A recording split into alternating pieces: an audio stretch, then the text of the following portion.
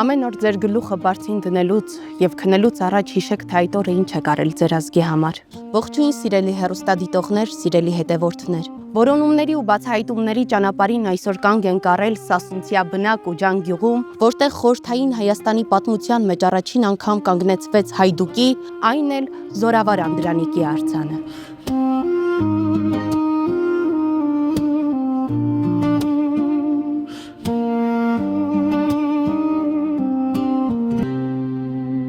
Զորավար Անդրանիկը հայ ազգային ազատագրական պայքարի փայլուն մարտիկներից էր, ում մեջ ապրում էր ջերմ հայրենասերն ու Հայաստանի ազատագրության մարտիկը,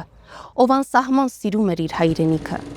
Դարեր շարունակ հայ ժողովուրդը Զորավարին նվիրված բազում ասքեր, բանաստեղծություններ ու երգեր է հյուսել։ Հովհաննես Շիրազն ասում է. Անդրանիկը հայոց թուրն է, յաթաղանի սիրտը խրված։ Անդրանիկը թուր կեցակին, թուրք խուժանի սիրտը խրված։ Անդրանիկը հույսի գարուն, Հայաստանի սիրտը խրված։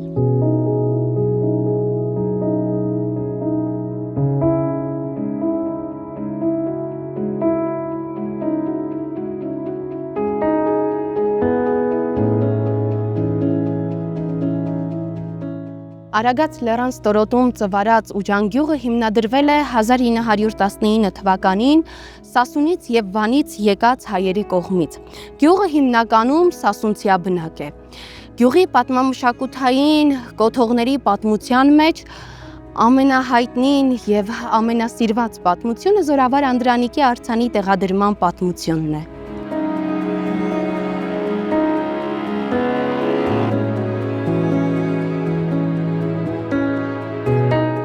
1960-ական թվականներին, երբ դեռ հայդուկների անունը տալը շատ վտանգավոր էր, առավել ևս Զորավար Անդրանիկի անունը արգելված էր, ուջանցիները ոտքի կանգնեցին եւ որոշեցին գյուղում կանգնեցնել Զորավարի արձանը։ Սա շատ համարձակ քայլ էր ժողովրդի կողմից, որովհետեւ իրոք այդ ժամանակներում նման քայլ անելը պահանջում էր մեծ ռիսկ եւ համարձակություն։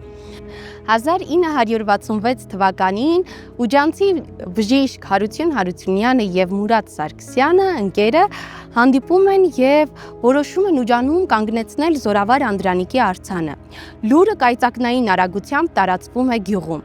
Երիտասարդները ոտքի են կանգնում եւ սկսում են դրամահավաք իրականացնել։ Սակայն սկզբում երիտասարդներին թերահավատորեն են մոտենում, բայց կարճ ժամանակ անց հավաքվում է խորհրդանշական 1650 ռուբլին։ Գումարը հավաքված էր եւ մնում էր գտնել այն համարձակ քանդակագործին, ով կհամաձայներ ծրագիրն իրականացնել։ Եվ ահա մանկավարժական համալսարանի գեղարվեստի բաժնի դասախոս Միքայել Ավետիսյանը համաձայնում է իրականացնել ծրագիրը եւ իբարը սիրեն անշահախնդիր, առանց որևէ գումարի սկսում է աշխատանքը, բոլորի աչքից հեռու Երևանում գիշերով։ Արձանի աշխատանքները դեռ չէին ավարտվել, բայց Ուջանը հայտնվել էր կենտրոնական իշխանությունների ուշադրության կենտրոնում։ Ուջանցիների մի մասը 4-ից 5 մեքենաների ուղեկցությամբ Զորավարի արձանը տեղափոխում է Ուջան եւ գիշերով երիտասարդները կանգնեցնում են Զորավարի արձանը։ Լուրեր էին պտտվել, թե ԿԳԲ-ն գալիս է արձանի հետևից եւ ուջանցիները ոտքի են կանգնում եւ 10-ից 12 հոգանոց խմբերով որսորդական հրացանները ձեռքներին 3 տարի շարունակ շուրջօրյա հսկողություն են իրականացնում արձանի մոտ եւ որևէ մեկը արձանին ձեռք չի տալիս։ 1967 թվականի հունիսի 3-ին տեղի է ունենում արձանի բացումը, որը վերածվում է համազգային տոնախմբության։ Սկսվում է այցելությունների շարքը։ Զորավարի արձանը տեսնելու համար Ուջան են գալիս մեր մեծերից Շիրազը, Կապուտիկյանը, Ազնավուրը, Սարոյանը եւ շատ ուրիշներ։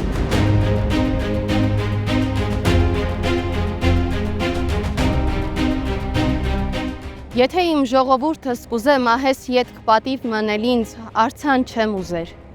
Թող վերականգնե ավերակ դարձած առաքելոց վանքը ու հոն ուսումնարան մշինե հայ մանուկներու համար։ Ահա իմ ողջ բաղձանքս եւ բարոյական պահանջս հայ ժողովրդին։ Ահա Զորավարի պատգամ երազանքը, որը ցավոք այսօր դեռ պատգամի ուժի մեջ է։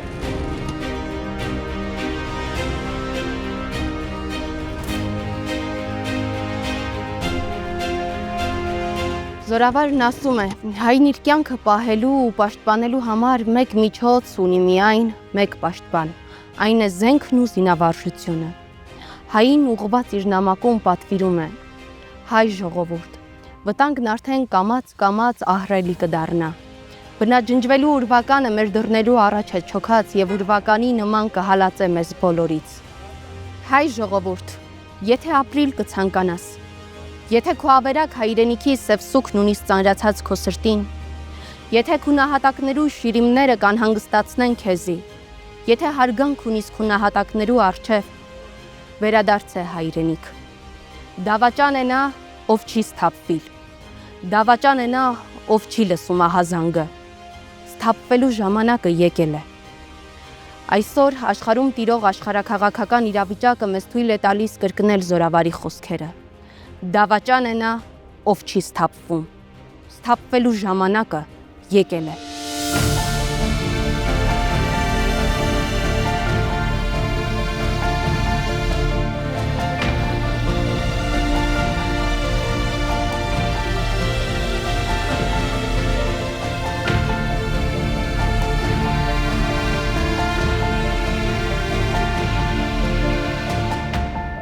Ուջանի պատմական հուշարձանների շարքում առանձնահատուկ տեղ ունի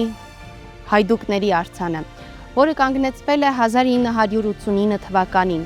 Կոփածու պղնձից է պատրաստված, քանդակագործն է Յուրի Ավետիսյանը։ Դե ինչ, սիրելի հեռուստադիտողներ, այսօրվա մեր թողարկումն այսքանն էր, կհանդիպենք հաջորդ շաբաթ։